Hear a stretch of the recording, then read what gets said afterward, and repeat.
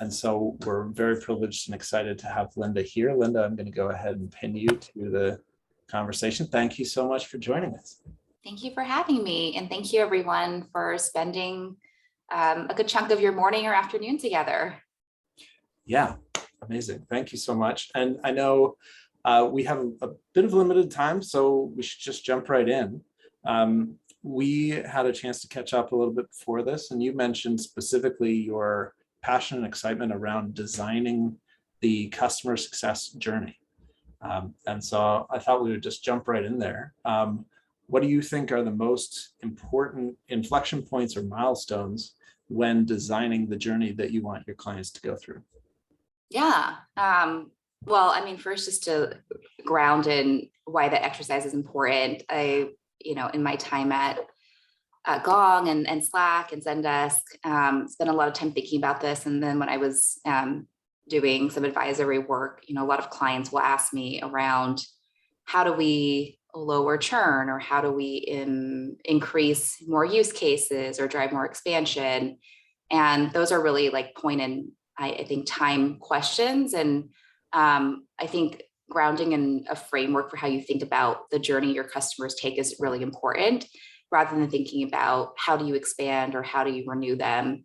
And so this kind of concept is not mine, but the idea of having a framework that you build, it's a methodology of how you want to lead your customer through their customer journey, and actually designing that to the point where you can articulate it in written form. And if you're a more advanced CS team, translate that into an automation tool, and have it be really prescriptive. Know exactly what type of experience, what type of engagement, whether it's through technology, through in product prompts, or with your CSM, that the customer has along every step of their customer journey. And then being able to measure, the different milestones, whether it's product feature or adoption or spend or behavioral or engagement with your company along each point of the customer journey, knowing that gives you the ability to know when they're on the right track or when they veer off the customer journey. And then you need to have a CSM intervene and pull them back onto the ideal customer journey.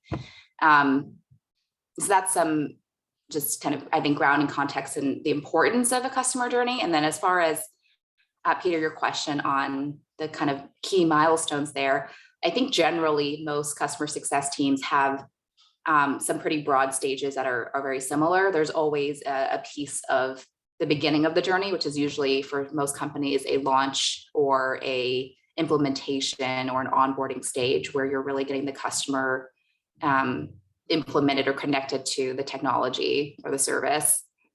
And then there's usually another stage that's somewhere around adoption, and that is driving some change management and some behavioral shift for the end user to use the tool or the service. So that's your basic education of basic use cases, education of basic product feature functionality, making sure there's workflows aligned to whatever your stakeholders want, and making sure there's adoption of whatever the customer purchased. And then from there, there's usually another stage around maturation of use. So that's where you're then deepening maybe more mature workflows, perhaps more tightly integrating the customer into your platform, more connections, et cetera. And then from there, usually there's an expansion motion, and that could be net new use cases, net new lines of businesses, net new SKUs, net new features, some kind of expansion. And then from there, I think the last stage is it's a last stage, but it's also an overarching stage of value and ROI. So the measurement of how the customer is getting success or meeting their business objectives. So I think, it's a little different for every tool and every company, but generally there's always like a launch, an adoption, a maturation, and an expansion. And then underlying all of that, or sometimes at the end, you have this kind of accumulation of customer value and ROI. Wonderful. Thank you for kind of taking us through that and laying a bit of groundwork there. One of the things that you had mentioned to me that I thought was so useful and important was not trying to do too many of these things all at the same time, and really having kind of recognizing where your customer is at and kind of making sure that you're walking them down a somewhat narrow path and not necessarily just opening up the universe of everything to them at the same time. So I wonder if you could speak a little bit more to the importance and your thinking there, and then even if you have some practical examples. Yeah, for sure. I think that's an important concept in life, but also for technology. And I think, for customer success managers, we really are the bridge between the people that buy the technology and the technology that your company makes, right? And so your job there is effectively to drive change management and drive different behavior. And so I think one of the basic tenets of change management is to make it really simple and have a crawl before you walk, before you run stage. And sometimes that involves you pulling the customer back when they, buy from your AE and they have a lot of different use cases or a lot of different value that they want from the product, but your advice is really for them to get started somewhere and to build incrementally. So, maybe that's they need to go through this really incremental customer journey with you where they want to jump to point Z, but you want to start them on A, B, and C first. And I think it's important to ground in that concept in your kind of designing of your customer methodology, but also to articulate to the customer as a CSM what you see your best in class customers doing and being comfortable setting some boundaries if they're getting ahead of themselves. Because I think customers sometimes they start with too much and then they lose momentum because they don't have resources, their bandwidth to actually pursue all of those use cases, or there's just different blockers that are going to prevent them from finding success when they try too many things. So for example, at Gong, what we sell is revenue intelligence to sales leaders. And so if they come in and we ask them in our discovery, what are the main things you want to accomplish? And they list 10 things they want to achieve with their revenue team, then we're going to really narrow them in and hone them in to just one very specific thing. And that might be consistency in their sales methodology for the MEDIC sales framework, or that might be, better handoff between pre and post sales. And just one really specific thing is important so that we can have the CSM partner with the customer on achieving early time to value on that very first objective, that very first use case, and then proving that success together so that we can get to the next and the next and the next. But if we let the customer dictate to us, 15 things they want to achieve, most likely they're not going to achieve all of them. And then we're starting off the relationship at a point of disappointment rather than a point of really clear, defined, measurable, agreed upon value that we want to pursue together. Similarly at Slack, if you use Slack, it is a very simple tool, but it can be very involved. You can have a lot of integrated workflows, especially when it comes to your technical or development teams. But for customers that want to just get in there and do all of the things, they're not set up for success. And sometimes there are some basic success, principles that we want them to do that sound really simple, like having an education plan for how people are going to learn how to use the tool, when to use the tool, when this tool is used versus email at your company, how your channels are used. Are they supposed to be private or public? Are they supposed to be named a certain way for your company? Those things sound so elementary, but they are elementary. They are things that we wanted the customer to do early in their launch or adoption phase so that they could be set up for success when we wanted them to get to more mature use cases and additional SKUs and functionalities where we could, bring more value to them later. So, whatever the analog is for you with your company and your tool, I definitely encourage you to think about simplifying one main achievable, measurable way that the customer can measure time to value with your CSMs, and try to hone in on that and be okay with everything else being more incremental and a follow-on.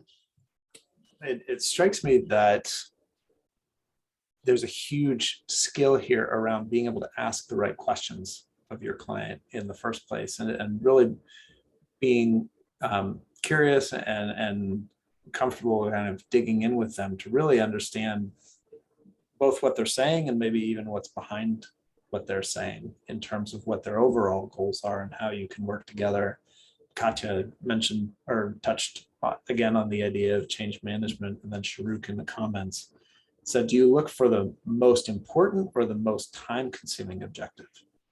I.e., where should you start with a client in trying to figure out how to find that first key focus area? Yeah. Well, before you can ask the right questions, I think it's really important that CSMs make sure they have the right person in the room to ask questions. When I drop in to listen to different calls on my team, one of the things I look for is what stakeholders have they brought in? Do they have the executive sponsor when they're doing discovery, or are they working with the admin? Is this a person that has power? And when I say power, I mean power to influence the wider network of users, power to pay for the tool, power to renew the tool, power to say yes or no. And when we're asking them, for resourcing or time or money. And if that person is on the room, then you really can't do effective discovery because that person doesn't have the ability to effectively answer those questions. And so I think, starting with that is making sure CSMs have the right stakeholder. I think oftentimes CSMs, you end up getting matched to someone who's lower down on the totem pole because they're in charge of the implementation. And then you get pigeonholed and blocked from access to power because you're stuck with someone who's the administrator. And maybe that's part of your customer journey, that is your main point of contact, you're working with them, and that's fine. But I do think you have to think about in your customer journey, when does the CSM or someone at your company get access to that decision maker, that executive sponsor, where you can really do that deeper discovery, the person who's going to effectively sign the check or give the thumbs up for someone to sign the check. And then when it comes to discovery, for sure, there's a question of not what's most time consuming, but what is, to your question, the most important objective. What is most pressing in their business right now that they bought your tool to solve for, and making sure that you really do a lot of discovery around that. It's surprising how often that thing changes from the time someone buys the software to when they're ready to implement. We try to have a very fast implementation at Gong. So within 30 days that they sign, they're up and running and off to the races. But sometimes in that 30 days, things change. Let's say it's the beginning of the year, they're doing annual strategic planning, or something in their business changes, or we sell to a lot of SMB type companies, their business just changes. So it's worth that revalidation that an AE and their SC would have done in pre-sales to make sure you really deeply understand the use cases, the buying objectives, and the business pain for that customer before you run and try to tailor the technology or platform to them. And then also doing that regularly, whether you have a QBR type format or a different type of cadence to your customer, but those things can change, especially if you're an SMB company selling to other SMB companies. That ecosystem just shifts really fast. And so I do think discovery is really important. I actually look at the ratio of questions asked and speak time for my team in Gong. So, we want to see things like, I think my team has a 60 question per hour ratio. So they ask a lot of questions to our customers throughout most engagements, and they have something like a 40% talk ratio, which means that they're listening much more than they're speaking. Our customers are speaking more to us. So those are things I think that are, really fundamental to being a really effective CSM that are important to think about if you're asking smart questions, if you're listening, and then of course, tailoring your tool to all the things your customer is telling you. That's amazing. So the corollary to asking good questions, and you're also making a great point, asking a lot of questions to really make sure that you're triangulating, is also effective listening and active listening. So I wonder, because I imagine we probably have some folks here joining who are thinking about what their next role in customer success is going to be. And it seems to be such a prevalent and important topic right now to understand what are the major skill areas in customer success that need to be honed and sharpened. And the reason that I asked that question in part is because customer success really seems to be shifting, and increasingly over the last few years, especially shifting toward data and being able to understand not just the relationship side of things, but also the data and behavior side of things. So I wonder if you could offer a bit of perspective on what you think are the most important skill sets to keep investing in and developing as a CS professional? Yeah, for sure. Well, firstly, I think everyone on this call is in a great position because this is a field that is, 20 years in, but still on the newer side. And as you see more and more tools popping up in the CS space, as you see more and more roles and specialized roles popping up in the CS space, and as you see more and more, C-suite leaders in the CS space, it's all just validation that you're on the right track. And this is a really exciting field to grow your career in. So, I mean, that's one, but I think to your question of different skills that I think are really important. When I'm interviewing for CS leaders or CSMs, there's a couple of things I look for. One is experience in a more consultative motion. So there are a lot of CS motions that may be more implementation focused, or that may be more product and feature functionality focused, and maybe more like a support type role. But a CSM who has experience working in a consultative manner with a customer, meaning that they're more than just implementation or support, they're actually there to do the discovery we talked about with the customer and then tailor the tool and the workflows to that customer, that's consultative. So when I interview, I look for someone who's had a strategic role like that, where they know how to adapt and adjust and tailor to a specific customer. And I can put them into a room, whatever the tool is I'm selling, with a C-suite leader in that space, and they would feel comfortable holding their space and being able to learn that domain and have executive presence in that space to do that discovery. That's, one important thing. I think another thing we talked a little bit about it earlier, but it's experience in driving change management. So someone who understands the basic principles of change management. I've actually in my own professional development taken courses through my work and then outside of my work on change management, because I think it's an important concept as CS people for us to understand and then also weave back into our work. So I think change management is an important skill, or at least like domain that you have interest in or you read about, whether you take a course or whether you just read up about it and think about it. Another one you touched on is being able to understand and articulate data. I think that's definitely important when we present ourselves, whether it's in like an interview format and talk about our narratives, or whether we're presenting to a customer in a QBR and talking about their use of our platform. It's all grounded in a narrative based on data. That's what people care about, especially when you're talking about, leading CS at scale. Then we really need to ground it in looking at the data. So being able to understand and work with data and present data and be able to have insights and recommendations from data, I do think is really important. And then also even, really basic things like the way that you visualize data or make a story around data, I think is important. I actually took a class on data visualization and storytelling that I thought was really valuable. But just to double click on Peter's point that it's very important that you feel comfortable and able to talk about and weave in data to your work, but also for you professionally, when you're going into interviewing, like talking about the metrics and the results that you have driven for your customers or that your company drove for your customers. That's going to be really appealing to, the companies that you're interviewing for. And then maybe the last skill I talk about is the ability to set boundaries and call out risk to customers, I think is really important. So in sales, as an AE, you're trained to ask hard questions like, so are you comfortable signing now? Can you sign earlier? Et cetera, et cetera. But as CSMs, we have to also equally be really comfortable setting certain boundaries and making certain asks and diving into uncomfortable conversations with customers. It's usually more along, the lines of calling out where risk is and asking for resources. So for my team, we do training on this and we call it hugging the elephant, which is if a customer is at risk and they don't have executive sponsorship, you're being blocked by the program manager or the admin. You don't have enough resources. They're not giving you enough time. You're giving them homework. They're not doing it. They're asking too much of you that's beyond your role.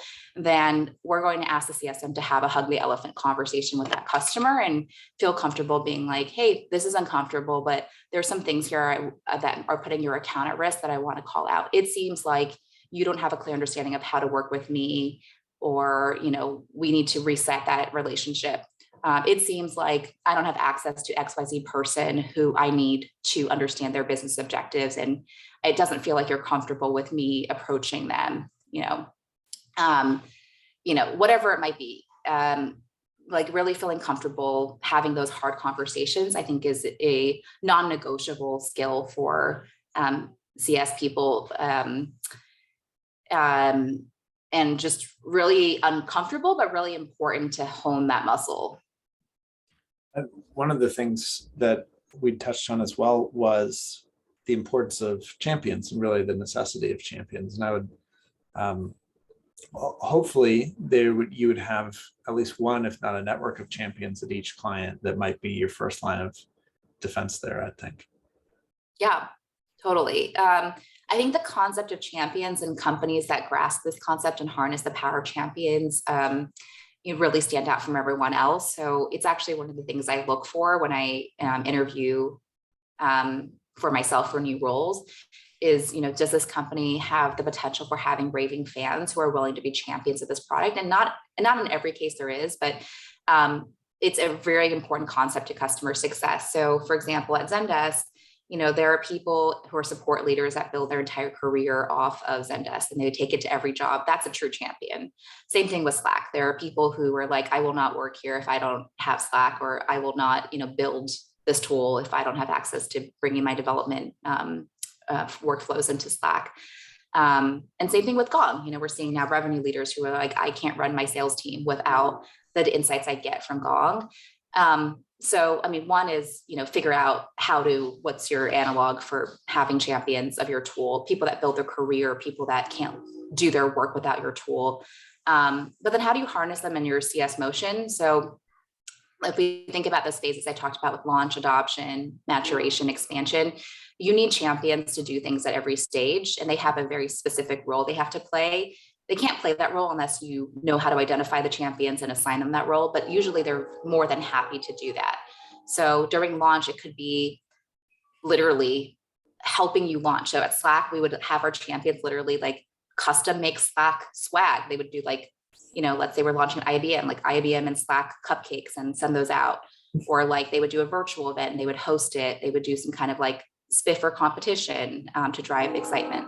During the adoption phase, they might be the one actually that you do train the trainers. So they're the ones that you train and then they go and train other users as a champion of basic use cases and so on. During maturation of more advanced workflows, they might be the one that you're in a workshop with trying to figure out what is this more maturation look like? How do we deeper integrate? Your business and the way that you work. I don't, like, help me think about how we can integrate our software more deeply into your use cases. If you're at risk, they're the ones that you're going to say, hey, I need XYZ resources or XYZ sponsor to be more involved. Who do you think, or how do you think we could go about that? Expansion, definitely. Champions are the ones you ask. Who else do you think should be using this? What other, tools in our tool set do you think would be helpful, et cetera, et cetera. And then for the value stage, they're the ones who should be giving that message. So in our QBRs, we co-deliver them with our customers. So our champions are going to co-deliver what kind of value they are getting, and we help them measure that and help them present that. So it becomes something that the CSM and the champion are co-delivering to the exec sponsor, which is really powerful in the partnership, and also just gives the customer co-ownership of being able to be responsible for making sure they're successful and find value. So I think that concept is really important. At all the companies I have worked at, we also have a whole community function, a community built around connecting champions to each other so that they can teach each other. And generally, champions are people who are really excited to jump on a webinar or do a one-to-many call or meet another customer one-to-one or talk to them in Slack or any other community. They want to learn from each other as well. So giving them the space to do that is also really powerful and a low touch way that CSMs can drive a lot of value for the entire customer base. Amazing. Yes, 100% to everything you said. And with Minerva, I would say we've really bet the farm at this point on the belief that champions are ultimately the ones that drive adoption within a client. And you can get to a certain point with the early adopters, but those late adopters and laggards who are very resistant to change are ultimately only going to be won over by the internal champions. They're their fellow employees at your client company. So I really love and appreciate everything you just said. We are at the half-hour mark now, and so we should transition to the networking portion in a second. But I just wanted to wrap up, Linda, by saying thank you so much, and quickly asking if there's anything that any predictions you can make for the year of 2020 in the world of customer success, or anything else that you see in CS that you're excited about that is transpiring currently. Well, I hope this year is a better year for all of us. I feel like it's been a rocky last few years, and it could only, be on the up. But as far as the world of CS, I think there's a lot of specialization in CS that I'm excited about. I think it means more career pathing for all of us. We all have different interests, different skill sets, different paths. So I just encourage you to, double down on that. Think about, where you can grow and expand in your own scope and remit within the world of CS, and not think about CS as pigeonholed to just a support or CSM role, but there are lots of interesting things in CS like operations, implementation, renewals managers, account management, technical account management. There's just infinite roles now that are really specialized roles in CS that I think are really interesting ways that you can build your own skill set and grow your career. So I think that's interesting. And I also think when you're, interviewing for companies and looking for companies, it's a sign that a CS team is at a certain point of maturation if they're starting to have deep specialization in roles. So it's, also a inflection point for most CS teams when they're able to start investing in the headcount to expand their CS that way. And it's a good sign that a company actually values customer success if they are investing in that way. So I think that's an exciting trend that I'm seeing that I know we'll be seeing a lot more of. Thank you so much, Linda. I'm very excited that we were able to do this with you. Really appreciate it. I'm going to go ahead and post the link to the Kumo Space platform where we're going to do the networking portion. Would love to have people start transitioning over there. Linda, one last time, thank you so much. Really appreciate you being here and sharing your expertise with us. And I think hopefully we'll see you shortly in Kumo Space. You're so welcome. Thank you, everyone. That was a one-way conversation, but looking forward to seeing you in Kumo Space and hearing from you. Amazing. All right, we'll see you there.